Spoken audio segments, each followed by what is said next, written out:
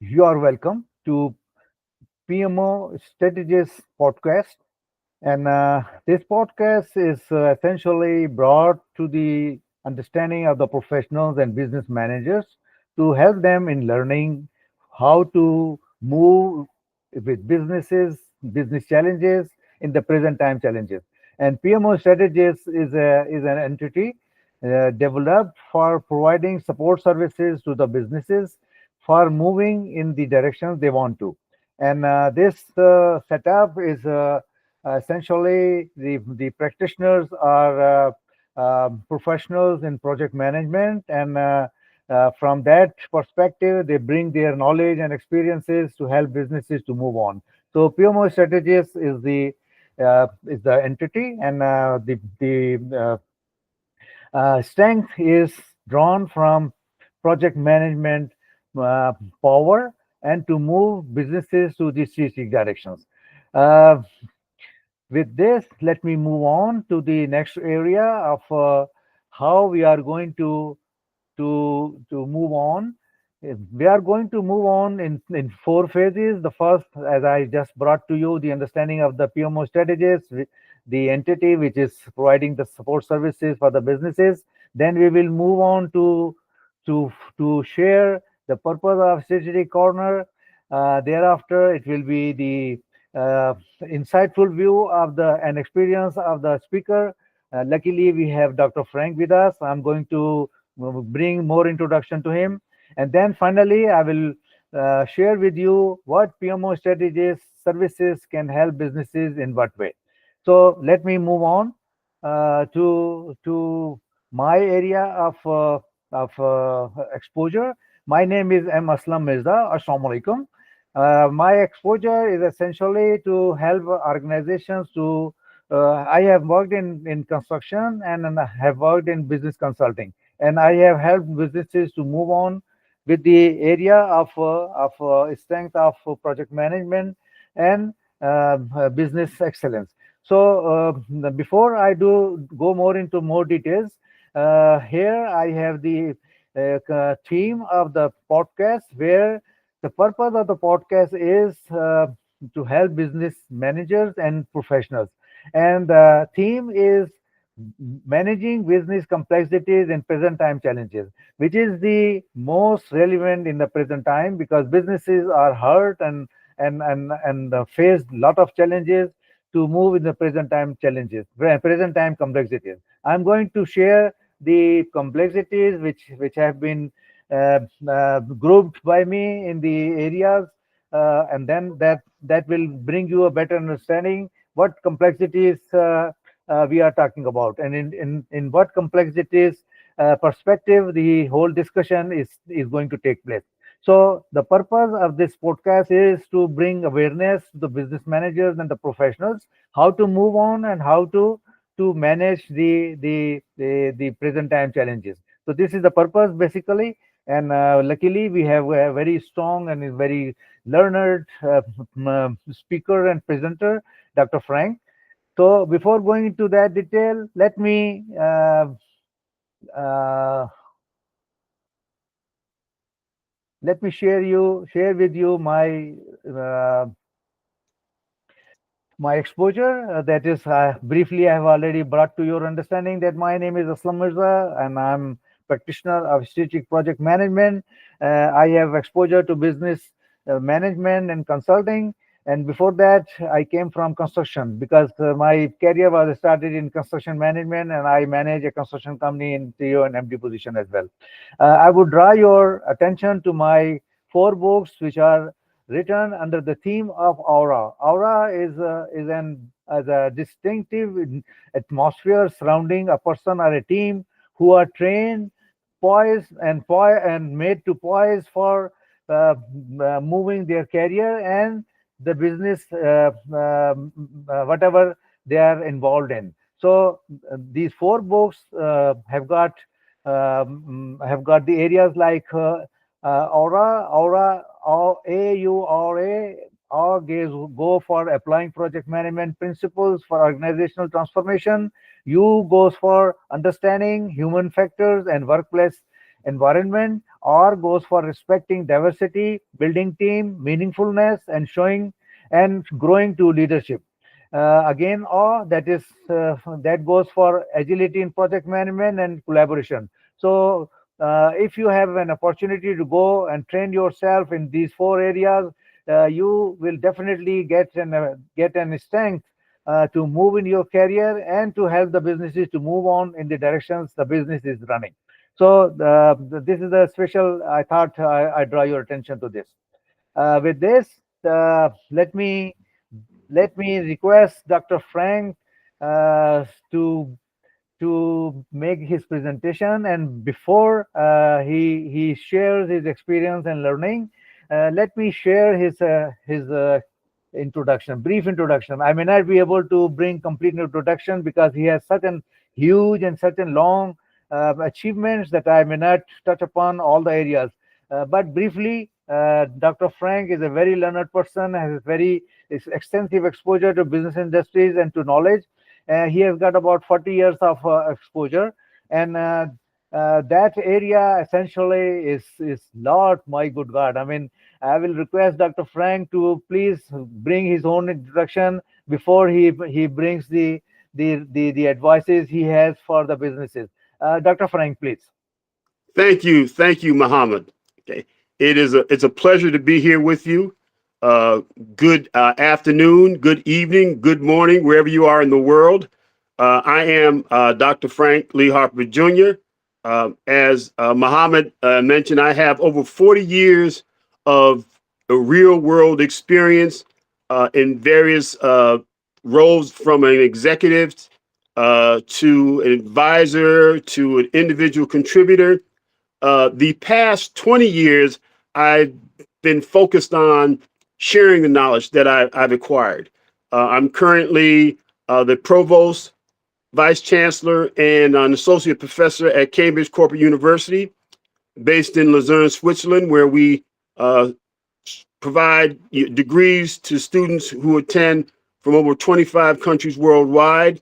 I'm also a distinguished visiting professor to a number of universities out of Switzerland, in Vietnam. Okay.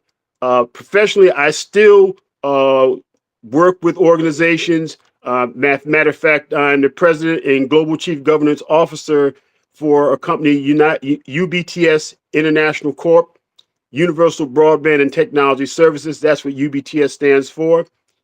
We are a think and do tank for emerging economies. In addition to that, being the chief learning officer and principal consultant and the founder of a boutique training, consulting, and advisory firm in the areas of project management, business transformation, and organizational change management. And so it's a pleasure. Also, I'm an author of the top-selling book at the Cambridge Corporate University, entitled Agile Leadership with a Grip: A 21st Century Journey from Street Hustler to Strategic Hustler. Thank you, Mom. Great. I would not have been able to justify all these exposures because it's very difficult for me to remember all those. So thank you very much, Doctor. Now I would request you to address the area of how you were able and advise your business corporations where you had the opportunity to advise them and to help them.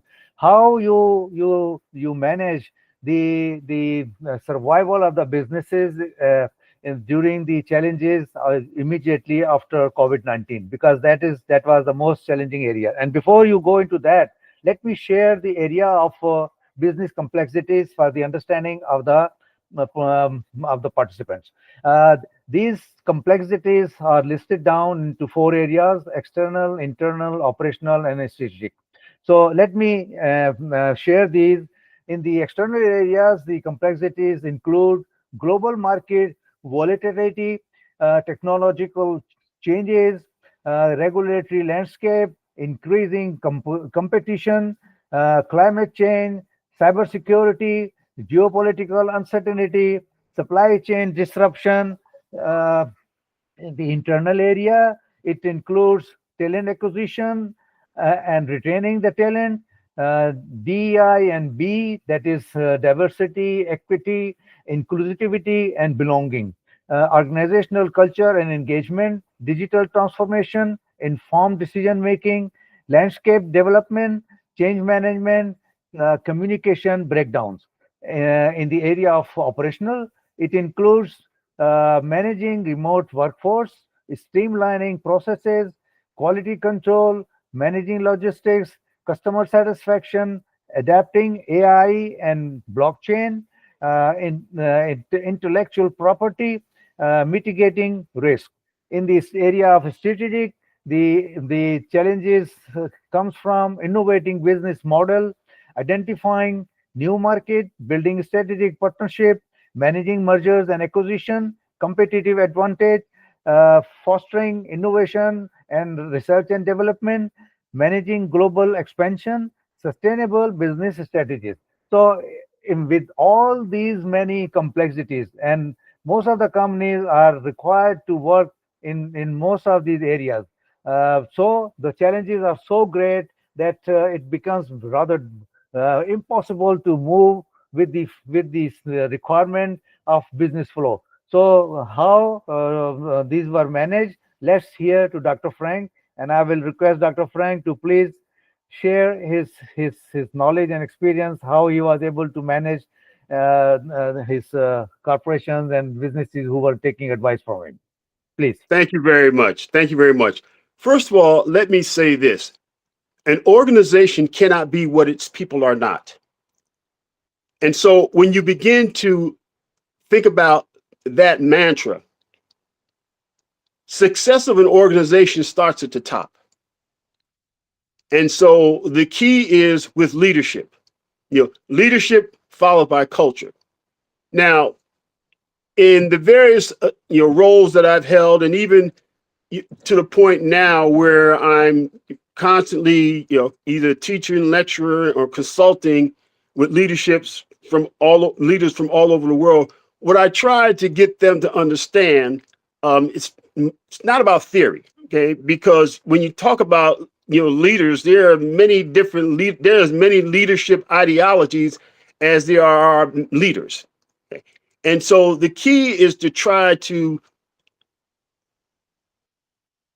pass on an actual practical approach to leadership and to address each of those. Because if you're an organization being in this world, a VUCA world where there's constantly change, with that change, here comes uncertainty. And with uncertainty, you move, there's complexity and also ambiguity. The organization, and it's compounded by the fact that we live in a world that we're facing a daunting array of problems.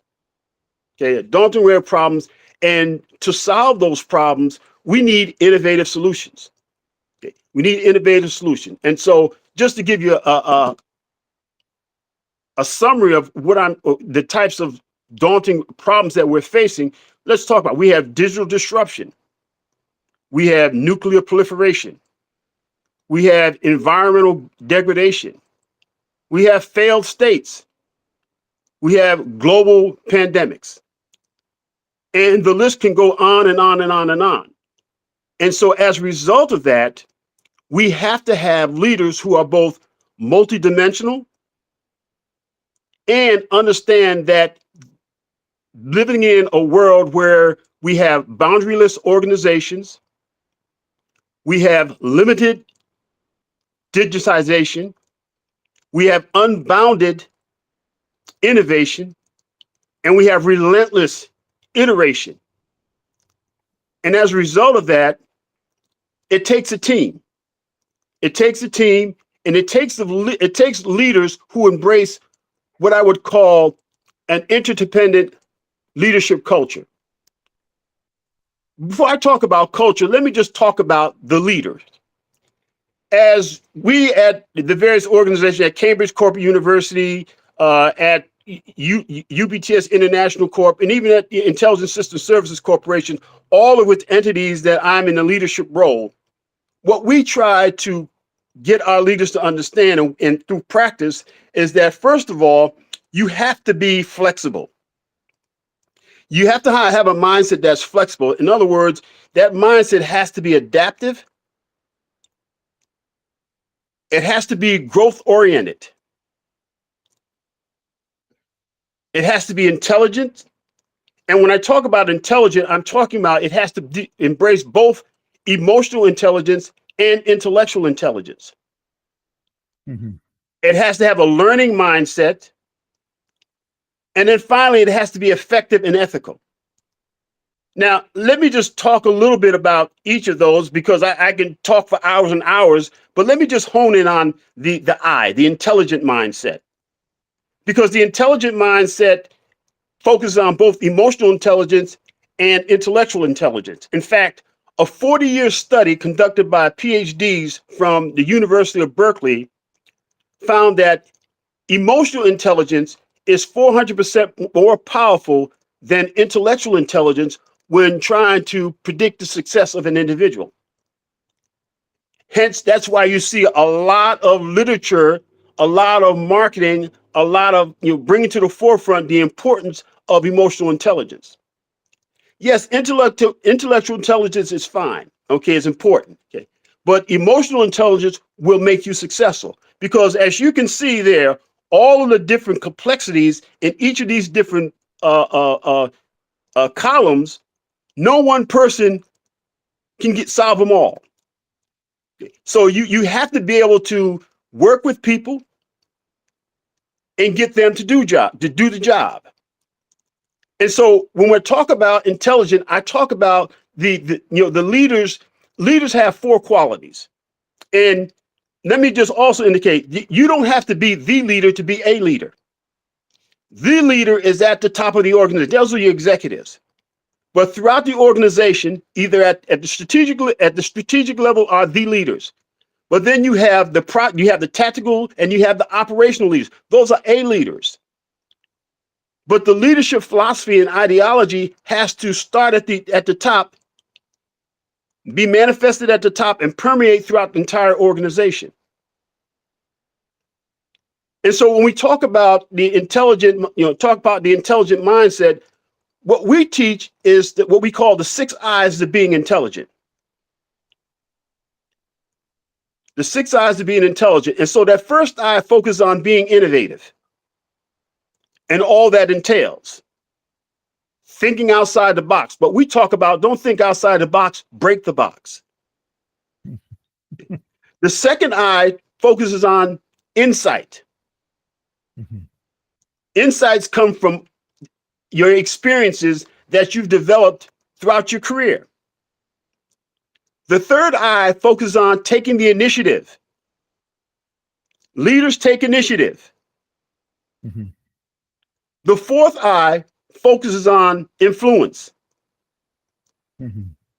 I had a bishop of my church, and he would always say, to find out if you're a leader, start walking and turn around. And if no one is following you, then guess what? The only leader that you are is your leader to yourself. Mhm. So you have to be able to influence people. Mhm. The fifth I focus on interpersonal skills. Interpersonal skills. And we talk about that's where emotional intelligence comes into play. And one word that really jumps out when we're talking about emotional intelligence is reputation.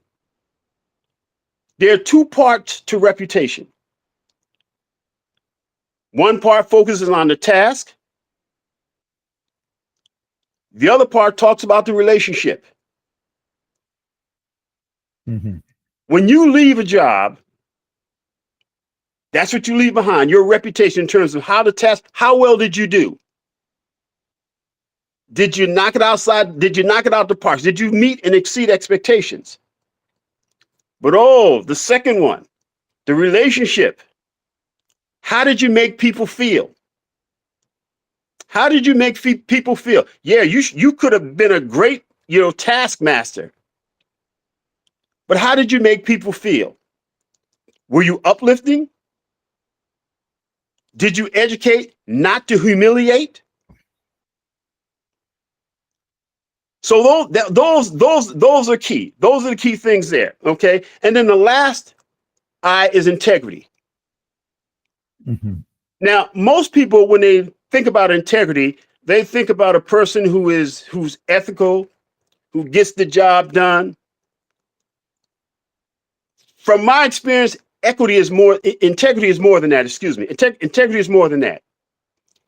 Integrity is really being able to get things done, no matter how challenging the circumstances. And that takes there's a rare person that can do that. How many people do you know of that are good people? They would fall into that category of being people of integrity. But then when you look at their track record, they're not able to uplift their organization. They're not able to uplift their people. They miss certain goals. They get hit by blind spots, and the list could go on and on and on and on. And that's because people who have that rare ability, they have what I call, if I were to sum up integrity, I would call it having the courage to meet the demands of your reality. Mm-hmm.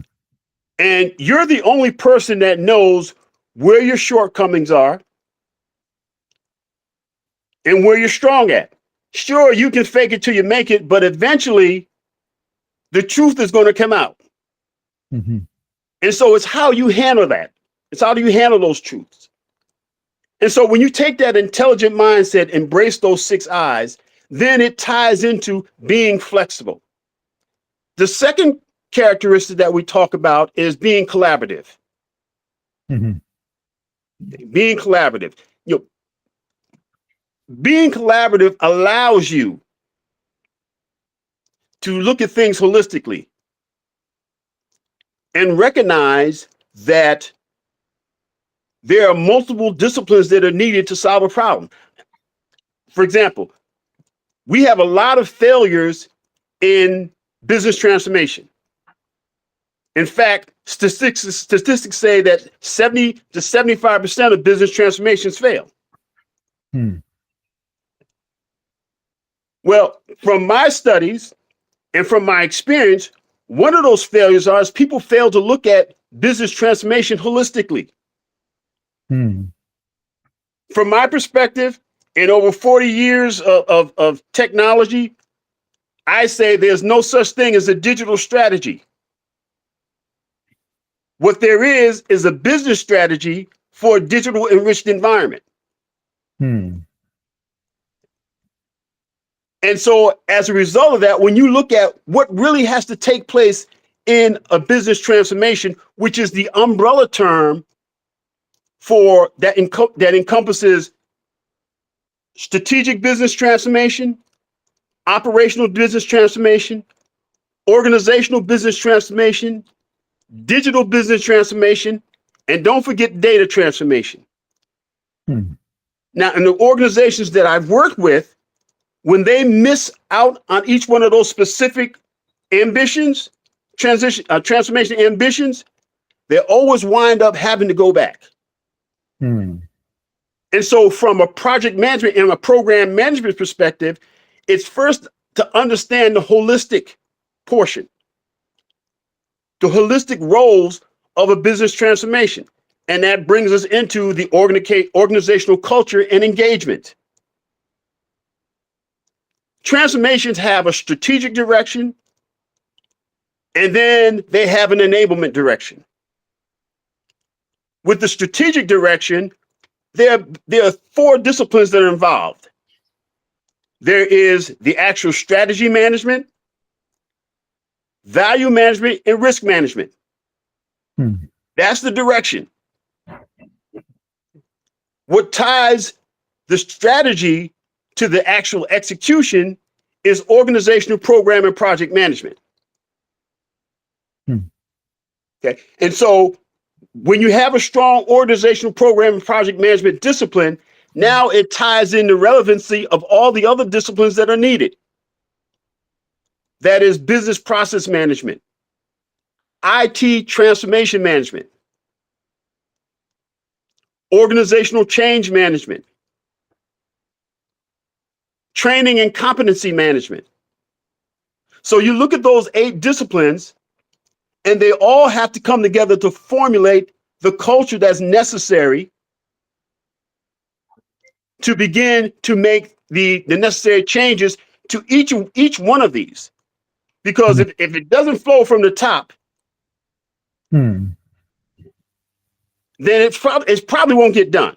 And I might have said this before, but I just want to bring this home. Okay, the best leaders are the ones that they create that vision. They have to articulate the vision, and they must passionately own the vision. And the last part is where most them drop the ball. That is relentlessly drive it to completion. And that brings us to the third quality of leadership that I talk about, and that we try to practice in various organizations. And that is being in control. So you have to be flexible. You have to be collaborate, but then you have to be in control. And so that's where your various tool sets come involved. For managing your goals, managing various resources, managing the interfaces, on the org chart, okay, and actual performance. And so when you look at, and I call it GRIP for short. And what I found is that each one of these complexities gets converted into some type of strategic initiative. And we are in an era of a project economy and an era of transformation. And remember what I said earlier, that anywhere from 70 to 85% of transformations fail. Okay. And so it all ties together because there's a reason why for such dismal performance in any type of transformation. And what I've found is it boils down to 3 areas: organizational strategy, organizational design, and organizational management. So if I look at it from a strategic standpoint, what's lacking is a clear statement of within the organizational strategy that drives the various business transformation efforts. Okay. And so the best way that we talk about in terms of overcoming that particular problem is that the strategy should define the role of process improvements in the business. Now, mind you, transformation and change, it's all about process improvement. Okay, it's all about process improvement. Then you have to identify the kinds of process improvement that represent competitive advantage to your organization. And then finally, if you don't measure it, you can't manage it. So you have to define those organizational-wide, customer-driven measures of process improvement. And that has to happen at the strategy level. Each one of these complexities represents some aspect of an organization's strategy. Now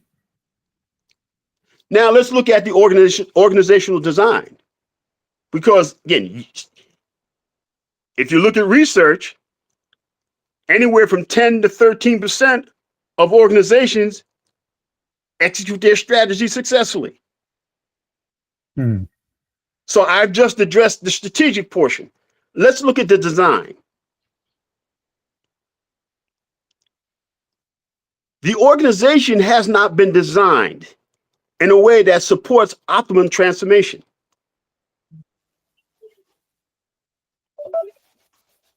And so as a result of that, the impact of noble efforts in training, tools, systems, and procedures is limited. And is limited because of the organizational structure and the relationships among the departments.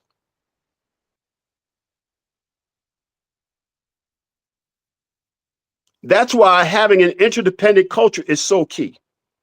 Mhm. Because in an interdependent culture of change, leadership is a collective activity. It's a collective activity that involves dialogue, collaboration, and a focus on learning and valuing differences.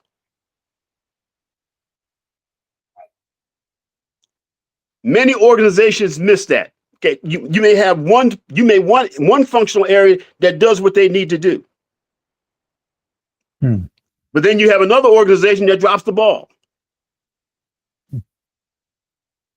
And so that's why strategic planning tools, performance measurement tools like the balanced scorecard are so key. That's what we use. That's what we encourage a lot of our customers to use, the balanced scorecard. Because that balanced scorecard, it's a communication system, it's a measurement system, but it's also a strategic management system. And it encourages all the rank and file from the executive level all the way down to job performers to understand and document what their contribution is going to be in order to allow the organization to achieve its strategic objectives. And the final point is organizational management. And this really ties into the first point that I talked about as it relates to lacking of an organizational strategy. Because if you lack the organizational strategy, then what's going to happen is this: transformation is not going to be the driver in your organization.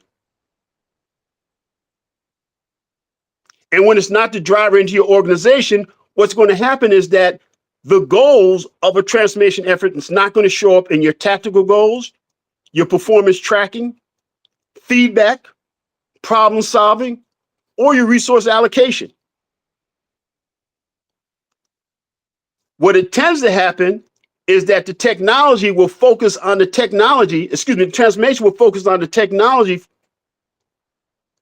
instead of the people in the process. And that's the only way you get transformation. Again, that's why I go back and I said there's no such thing as a digital strategy. Yeah, I've been a CIO. It was always an IT strategy. Okay, and so as a result of that, there's a tremendous opportunities and threats within the white space on the org chart. Those interfaces that get ignored, and they don't find out until it's too late. And then they have to go back and they got to spend more money, et cetera, et cetera, et cetera. And so to sort of recap, because I know I've said a lot, let me just sort of put it into a nice package. The leadership ideology that we practice at the entities that I mentioned, and as we work with various leaders from around the globe, is that, first of all, their leadership ideology within their organization, however you design various leadership, your development programs, has to focus on, number one, being flexible, number two, being collaborative, and there's a litany of behaviors that we talk about in terms of being collaborative. So, for example, look to change and challenge the status quo. That's a behavior. How you do that within your organization, that's for you to decide. Energize people with ever greater challenges. Again, within a room of 50 people, I can agree to that. But how do I implement that within my organization?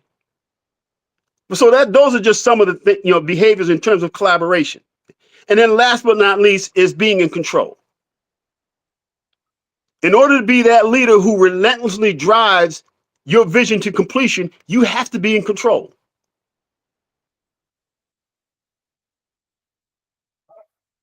Okay, that's it. Very extensive, very, very interesting. And I really love that because your 6 eyes are very forceful. Oh my good God. I'm really feeling how lucky those organizations who have come in your contact and got the advice from you. Oh my good God. Thank you very much, Dr. Frank. And I really love that.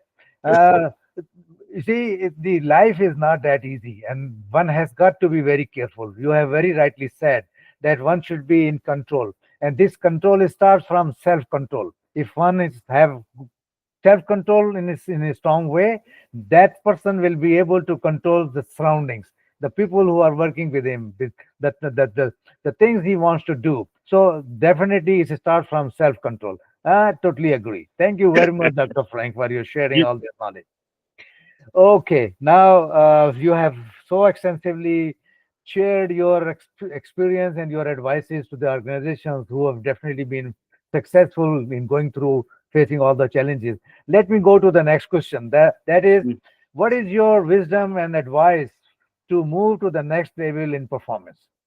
that is a great question. In fact, I was just talking to a couple of senior executives of in the Middle East and North Africa region, and that was one of the questions that they asked. Okay, where do we go? How do we improve our performance? And so I asked them. I said, well, before I can give you an answer, let me ask you a question. And I asked them, are you familiar with how mature is your organization on the scale of enterprise modernization? And they said, well, what do you mean? I said, well, the ultimate goal to get where the Amazons and of the world are is to be an innovation-driven enterprise based upon a platform type model. And so what does that mean? The gauge is at an innovation-driven enterprise, you are able to adapt and respond to the changes in the marketplace. Mm-hmm. But there are a series of steps that you have to go through in order to achieve that aim. Mm-hmm. And each one of those steps represents a level of maturity as relates to enterprise modernization. Mm-hmm. And so that first step would be, are you a learning organization? Because I earlier I talked about the boundaryless organizations. I talked about limitless digitization, unabounded innovation, relentless iteration. The question is, do you know what I'm talking about? Do you know what I'm talking about? And so if you don't know what I'm talking about, then somewhere in your organization, some training needs to take place. Mm-hmm. I mean, look at all these digital technologies. I mean, look at AI. If you're not a learning organization, you're not going to be able to embrace those. Mm-hmm. And so what I suggest to them is I use what I call a progress model. It's a framework, okay? And the P stands for pick the issue, pick the problem, research the current situation, obtain the root cause, generate alternative solutions, review those solutions, okay?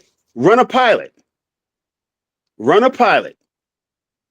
examine the results. And it's, I talk linearly, but it's relentless iteration. Eventually, you'll find something that fits your organization. So now you move to scale. Once it's scaling, you always want to inspect what you expect. And you do that by seeking continuous improvement. I was working with a federal government organization recently with the Department of Defense, and we talked about putting in a program, and they call it the Continuous Learning and Improvement Program. And so you building that into your culture. Remember, that culture is always key. And so if you're a learning organization, okay, you're learning all of these disciplines, all these new processes. for example, I was talking to, I had a meeting earlier this morning with a gentleman in Switzerland who's putting together a digital transformation program. And they gave me an outline and they asked me to evaluate it. And I said, well, the problem with this is that everything is digital, digital, digital. Well, this is a class for executive MBA students. And I share my philosophy. Okay, there's no such thing as a digital strategy. What there is a business strategy for a digital enriched environment. And so you need to focus on the business. Okay, you need to focus on the business environment. Why is digital necessary? You need to focus on lean thinking. Because after all, digital is to improve, streamline, get rid of waste, do it quicker, faster, better, cheaper. And so why are you going to focus on digital when you don't understand those things yet? And then we talked about design thinking. What does that mean? And then I threw another term on it, adaptive design thinking, to show them the relationship from having an adaptive mindset and applying it to design thinking. And then we looked at lean and value stream mapping and all those kinds of things there. So again, that's an example of a learning organization. For example, at Cambridge Corporate University, we have a very different approach in terms of how we develop our curriculum. Okay. And because we are an international university, we pull various minds together from different regions to find out exactly what is the hotbed, what is the pain point. That's sort of like an active learning exercises. And you have to take that tacit knowledge and make it more explicit. So now you're structuring it. And then professors are taught to teach it so that they can lead strategies. So that's my nutshell of a learning organization. Now that's just the first tier. Because as a learning organization, you still cannot adapt and respond to changes in the marketplace. Why? Because you're still learning. Now, the next level of maturity is the performance-driven organization. Performance-driven organization. Now you've learned, you're a learning organization. You've got some of these tools and techniques. I call them T&T under your belt. And now you're beginning to improve the performance within your organization. The next tier is becoming an agile enterprise. Now, once you become an agile enterprise, now you can begin to adapt and respond to changes in the marketplace. But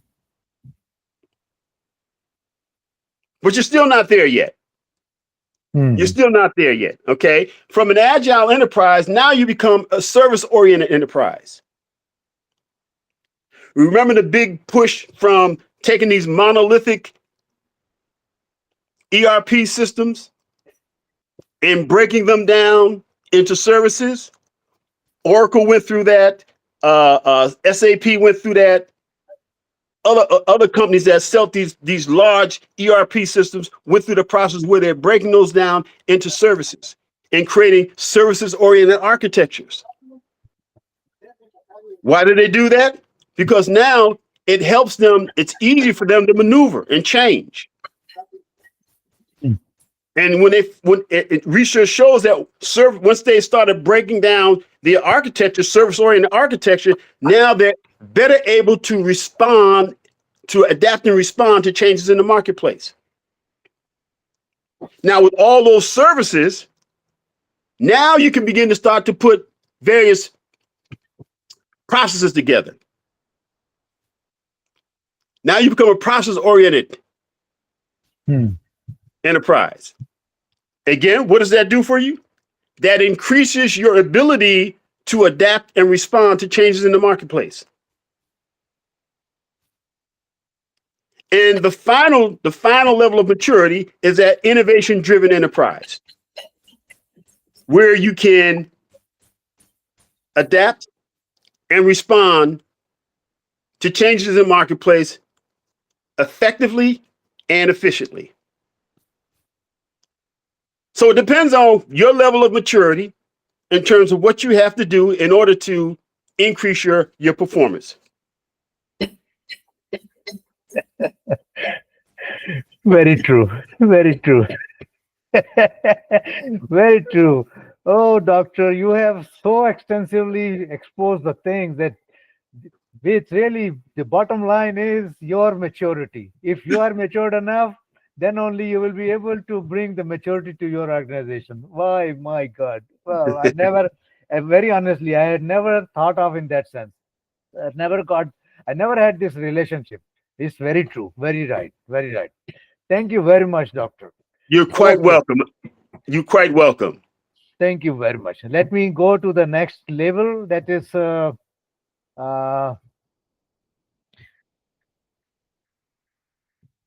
I have already touched upon the two questions.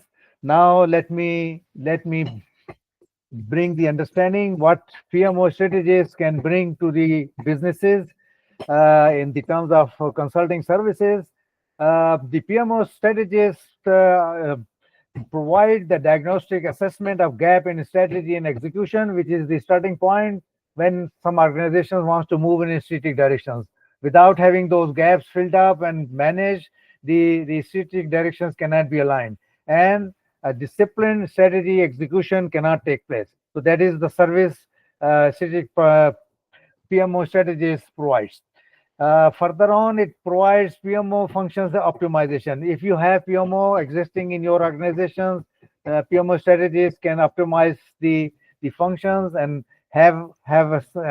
provide the support how to do that and what to do that. Change management and cultural transformation. PMO strategies can help in this area as well. Leadership development, mentoring, and coaching. This is again, as Dr. Frank also mentioned, that the leadership is the basic area which really helps every organization to move in the right directions they want. And the change and the culture cannot be managed if there is an effective leadership. So these are the areas where PMO strategies can help organizations to move in their directions they want to.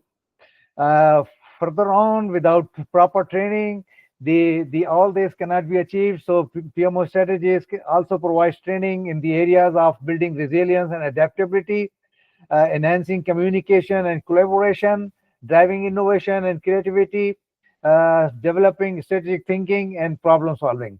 Dr. Frank has very rightly said the innovation is the basic area where organizations need to work. And I was reading one article that in the present time, the economy is moving into innovation economy. So that is how the things are moving in the direction. You are welcome to reach out if you need any clarification, any further elaboration of any point what Dr. Frank has just shared. Feel free and reach out. And for that, you are always welcome. And if you have any questions with regard to Dr. Frank, feel free. Definitely, on behalf of Dr. Frank, I give you the assurance that you will get the response immediately and quickly. With this, thank you very much. Before I close, Dr. Frank, any last minute thinking and advice you want to share, please? Well, I think this has been real fun. Okay, it's real fun. And all I can say is, Mirza, I've known you for over 25, 30 years. We've worked together in Pakistan. I was just talking to some folks that when I took my first trip to Pakistan, how the government told me I shouldn't go, but I reached out to you and you said, come on over. And it was fantastic. But no, thank you. And all I can say, it's been a plum-pleasing pleasure and a profusely profound privilege to talk with you and share with your audience. Thank you.